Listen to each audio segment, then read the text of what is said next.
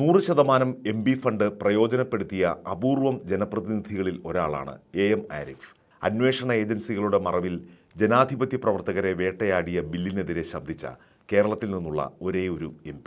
2019 ഇടതുപക്ഷത്തോടൊപ്പം നിന്ന സംസ്ഥാനത്തെ ഏക മണ്ഡലമായ ആലപ്പുഴയിൽ ആരിഫിന് ഇത് രണ്ടാം ഊഴമാണ്.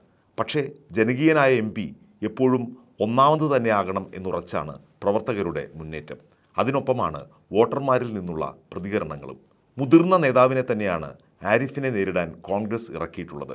KC വേണുഗോപാലിന് പാർട്ടി കാര്യങ്ങളുമായി നടക്കുമ്പോൾ മണ്ഡലത്തെ നോക്കാൻ സമയമുണ്ടാകുമോ എന്ന് അണികളിൽ തന്നെ സംശയമുണ്ട്.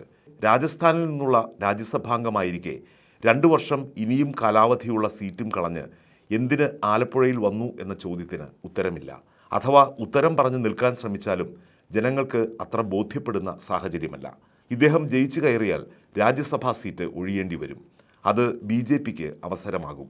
കോൺഗ്രസിൻ്റെ സംഘടനാ ചുമതലയുള്ള ഒരു നേതാവ് തന്നെ ഇത്തരത്തിൽ സീറ്റ് മത്സരത്തിൽ പങ്കെടുത്ത് മത്സരിക്കാനെത്തുന്നു എന്നത് പാർട്ടി പ്രവർത്തകർക്കും പറഞ്ഞ് ന്യായീകരിച്ച് നിൽക്കാൻ പ്രയാസമായിരിക്കുന്നുണ്ട്.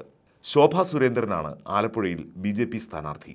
നേരിയ പ്രതീക്ഷ പോലും പുലർത്താൻ സാധ്യതയില്ലാത്ത ഒരു സീറ്റിലേക്ക് എന്തിന് തള്ളിയിട്ടു എന്ന അങ്കലാപ്പിലാണ് അവർ.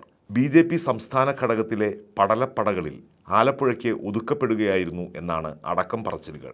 പാർട്ടിയുടെ പ്രചാരണ രംഗത്ത് സംസ്ഥാനം മുഴുവൻ എത്തേണ്ടിയിരുന്ന ശബ്ദത്തെ കരുത്തുറ്റ 2 സ്ഥാനാർത്ഥികൾ തമ്മിലുള്ള മത്സരത്തിനിടയിലാക്കി മുക്കിക്കളയുകയായിരുന്നു.